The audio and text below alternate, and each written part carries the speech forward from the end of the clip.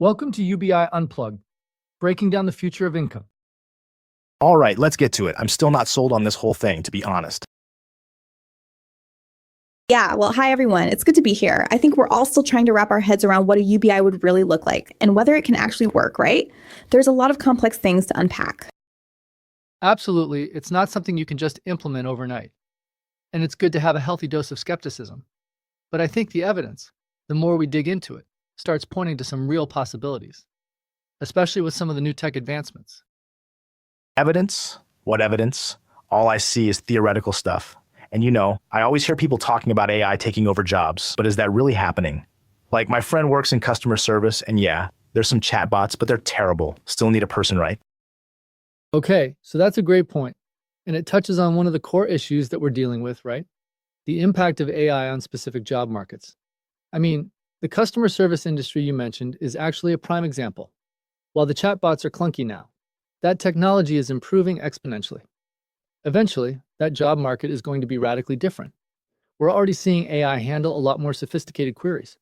And it's not just customer service. Think about transportation. Self-driving trucks are on the horizon, and that's a huge industry. Yes, and it's not just about robots taking jobs in the traditional sense. It's also about how AI is augmenting some roles and hollowing out others, creating a polarization in the job market that we haven't seen before. For instance, a highly skilled coder might see their efficiency skyrocket with AI assistance, while a data entry clerk sees their role completely automated. It isn't a binary AI replacing human. It is more complex. It's a transformation of work. Okay, so you're saying that even jobs that aren't totally replaced will still be changed by AI. I guess that makes sense. But what happens to people who lose those jobs? You can't just give them money and call it a day, right? What do they do all day? Surely motivation is a big problem. And I'm always seeing this narrative of laziness. What's stopping people from just not working at all? That's the big question, right? And it's the narrative that's most often used against UBI. But the evidence from these experiments, like the one Sam Altman backed, actually suggests the opposite in some ways. People don't just sit around and do nothing. They often use the financial security to pursue education, training, or start their own businesses. Think of it as a safety net, not a hammock. They do have the freedom to take on more meaningful jobs and pursue education as needed to pivot their careers, rather than simply taking whatever job they have at hand, because rent is due. It's the flexibility and opportunity to improve, and not a free pass to do nothing. There is less financial burden on them, and that's a very important point.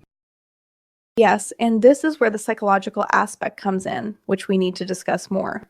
It's true that some people might experience a dip in motivation, especially if their identity is strongly tied to their work. But on the other hand, the study you're referring to, the one with Altman, it showed a reduction in stress and mental distress, especially in the first year. That alone could be life-changing for many. It's about removing that constant underlying fear of not being able to pay the bills, and that can be incredibly freeing and motivating in its own way. And that's important to consider. But we also need to think about the potential for increased inequality if the UBI is not structured correctly. If we're not careful, it could end up benefiting some social groups more than others. Okay. So the stress factor, I see that, and that makes a lot of sense, actually. The stress of not knowing how you're going to pay rent must be horrible. But you keep saying it's not a hammock, it's a safety net. But what happens if you make it too comfy, that net? I'm still worried about that, I think there's just a lot of people out there, I just don't see them wanting to do anything if they didn't have to. Like, they'll start depending on the system, not trying to improve themselves. And if everyone's relying on the government to give them money, where's the money coming from? That's a very valid concern, and it's important to address the financing side of it. The most common arguments, I think, against UBI come from a place of this work ethic concern. And it's true. We can't just hand out money without a plan. But the point is not to incentivize inaction. It's to create a more level playing field. The money could be funded by taxing corporations and the wealthiest individuals, and it might actually reduce the need for other welfare programs, streamlining the whole thing. And yes, there's a risk of inflation, but it's manageable if we implement it properly. It's not like suddenly everyone is going to have so much money that it makes everything unaffordable. Exactly. Inflation is a real concern, and we need to look at that very closely. We need to implement UBI in a way that doesn't cause a massive surge in demand without a corresponding increase in supply. It also has to be tied to economic indicators. A blanket UBI without any consideration for the current state of the economy might lead to disaster, and we need to be very clear on this. And I like your idea of the streamlined approach, as it does make the system more efficient, which saves costs. But we'd have to ensure that the tax systems are very carefully designed to avoid creating disincentives for businesses to invest right. We don't want to kill the economy trying to solve poverty. So basically what you're saying is it's not as easy as just handing everyone a check every month. There is a whole system in place, and we need to be careful. I guess that makes sense. It's like trying to build a house. You can't just put up some walls and call it a day. You need a foundation, right? And I guess that makes the laziness argument also not so black and white. It's about the system, not the people. It's still difficult to wrap my head around it. This whole thing still feels like some weird utopia idea. You're exactly right. It is not a simple switch. It's about creating the right infrastructure. But think about it. If people have a basic level of financial security, they might be more willing to pursue education, become an entrepreneur, or even contribute to the arts. It could unleash a huge wave of creativity and innovation. And I believe this is a very important point, that UBI could be a game changer for our education system. We wouldn't have to worry so much about students dropping out to work just to survive. We could focus on different learning models, skill development, and making education more accessible and personalized to the individual's needs. Yes, that's a great point about education. A UBI could definitely allow people to pursue alternative learning models. It also would empower them to take courses or training they might otherwise not afford. This could be through online platforms, local community colleges, or even apprenticeships. And it's not just the individual benefits, but consider the societal benefit from a more skilled workforce.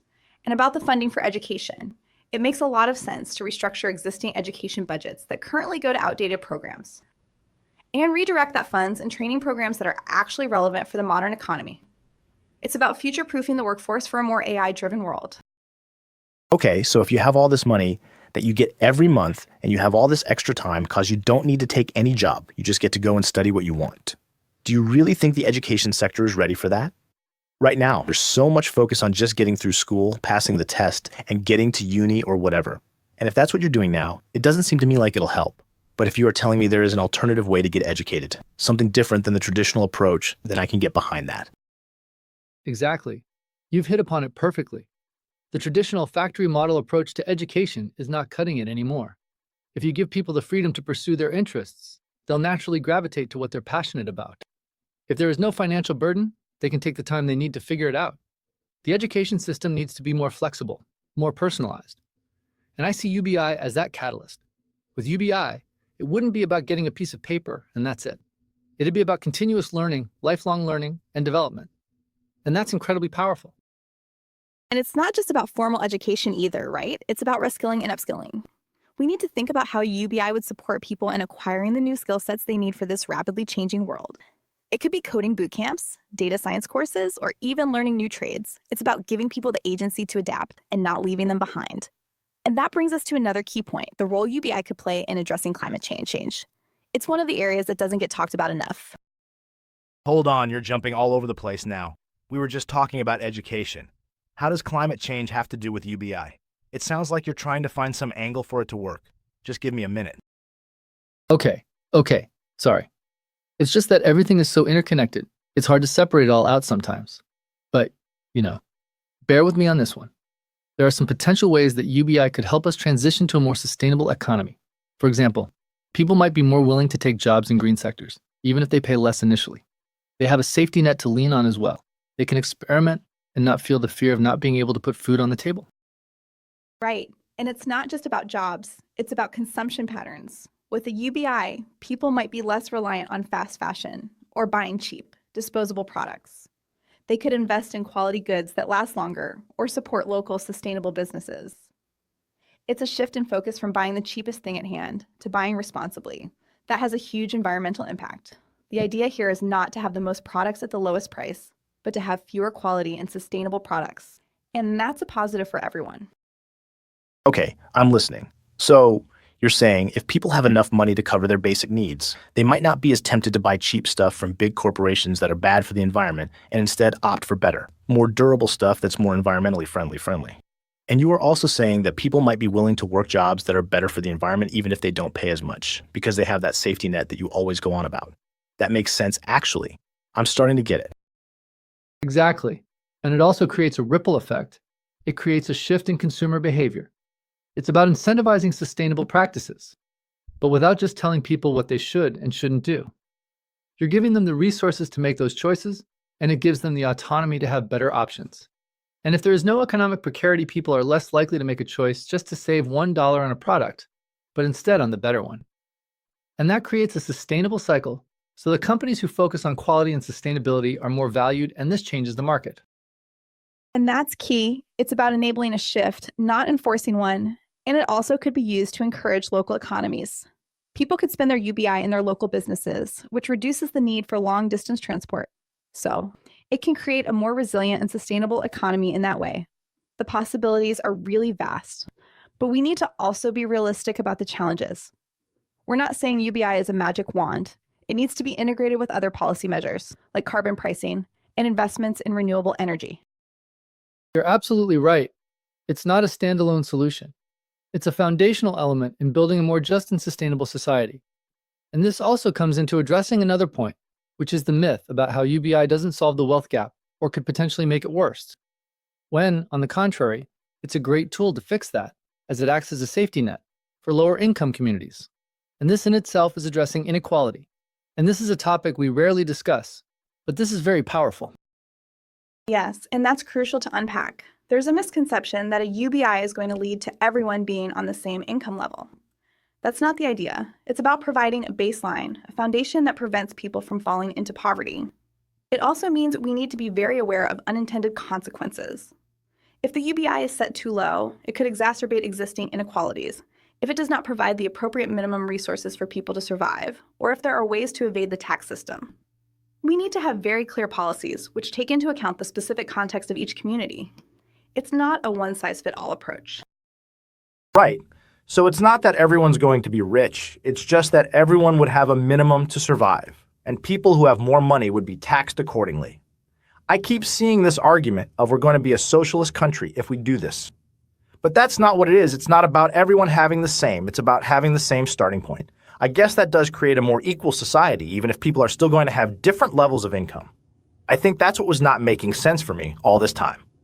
I was picturing a world where everyone had the exact same income, not a world where everyone has enough to live with dignity.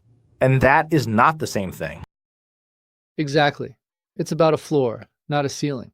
And it's about providing that floor to everyone, unconditionally, so no one is left behind. And this point alone helps with the stigma around receiving welfare, as now everyone is receiving support.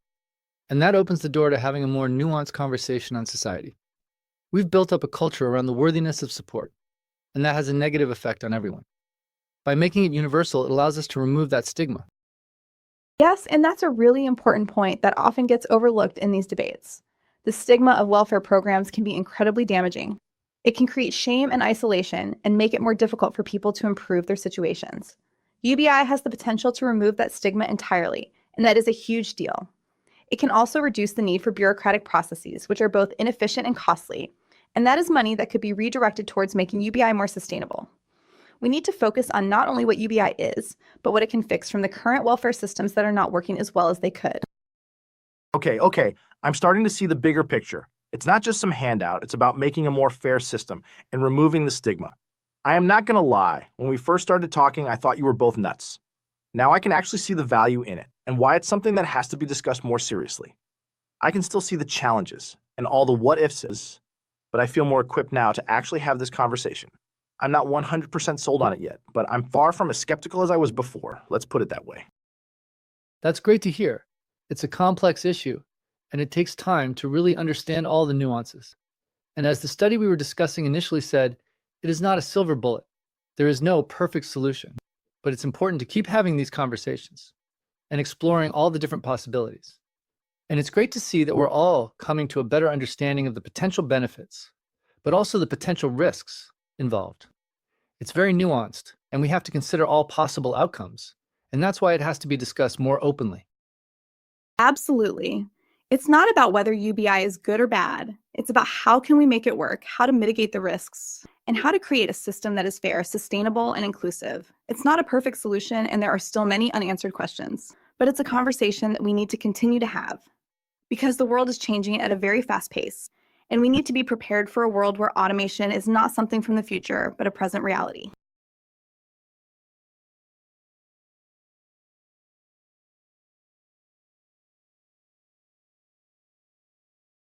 Yeah, thanks for having me. I have to be honest, I came in here ready to hate the whole thing, but I'm leaving with a different perspective. It's not as crazy as I thought, and I can see the potential. It was good to explore this with you both. I think it is worth it to keep an open mind, even if the whole thing is a little scary at first. It's been great having you both, and I'm glad we had a productive discussion and even changed some minds. We need to keep breaking down the complexities of UBI and not just accepting the myths that surround it. Thanks for joining us. Yes, it was a very insightful discussion, and it's important that we keep addressing these topics. Thanks everyone for tuning in and listening.